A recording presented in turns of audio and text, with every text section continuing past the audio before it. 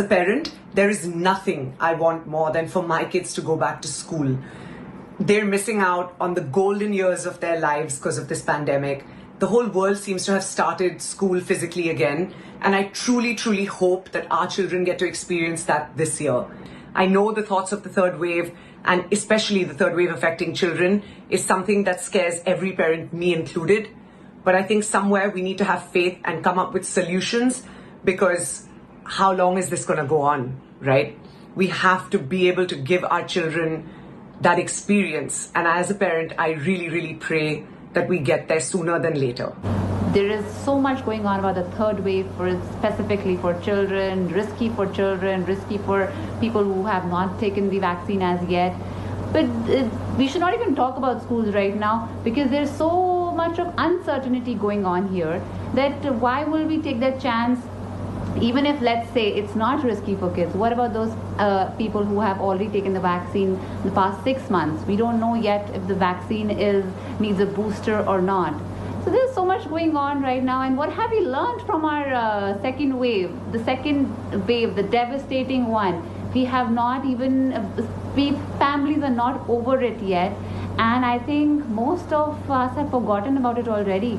The physical interaction between the teachers and students is very important. The pandemic has brought about a huge, lifestyle change in the kids, and not a good one at that. The kids are highly stressed. They have heavy fatigue and emotional turmoil because, their future is uncertain. They don't know what's going to happen. And I'm sure the school authorities will ensure the strongest of discipline and social distancing measures. Like mandatory face masks, fewer children physically present per class, make sure at least the staff's fully vaccinated. 8-year-old Nitya and 11-year-old Nainika spend their time playing around when they don't have online classes.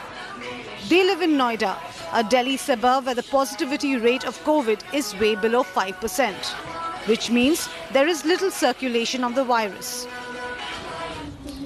Thousands of kilometers away in Shillong, 8-year-old Ishan is in the same situation. The only difference is that Ishan's hometown Shillong is seeing a positivity rate of more than 10%. That means the pandemic is still very much a threat. Children thousands of kilometers apart, but living the same life that the pandemic has forced them to. Parents of children say this is not the life that they want for their kids.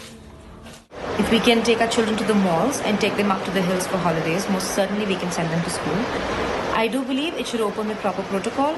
The parents should be vaccinated, the staff should be vaccinated, and whenever it opens up, the children should be vaccinated as well. But we will eventually have to learn to live with this virus, and it is important that children get as much normalcy as possible. I think that Dr. Guleria's statement is extremely balanced and mature, because we can't get away from the fact that schools should remain closed. All over the world, schools are opening. They're opening in bubbles. They're being staggered in their opening, because we can't afford to lose out. It's been nearly 2 years now, and our children have no education. In an interview to India Today, Dr. Randeep Guleria has said that districts having positivity rates of less than 5% should open up schools in a staggered way.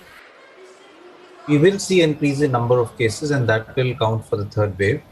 When it happens will depend a lot on how our behavior is. If we are able to have COVID appropriate behavior, if we have good surveillance, if we have good containment strategies, then we will not see a surge in cases, and we may be able to delay the third week to even up to 6 to 8 weeks. Experts, vaccinologists and epidemiologists are of the opinion that much of the apprehensions around opening of schools is actually based on an alarmist sort of a discourse in India that the third wave is going to affect children severely, and that there is no truth to that. They say that many countries, about 170 of them, have opened up schools, and many of these children going to schools outside of India have not got the vaccine against COVID-19. This is an option that India must explore.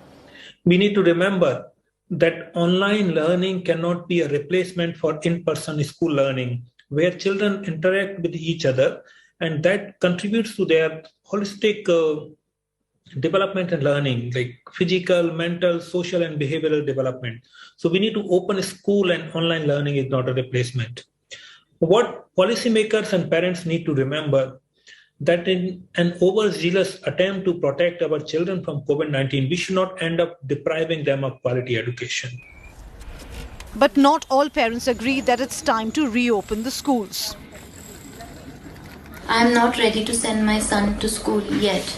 There are a couple of reasons for that. In our state, the rate of vaccination is very staggered.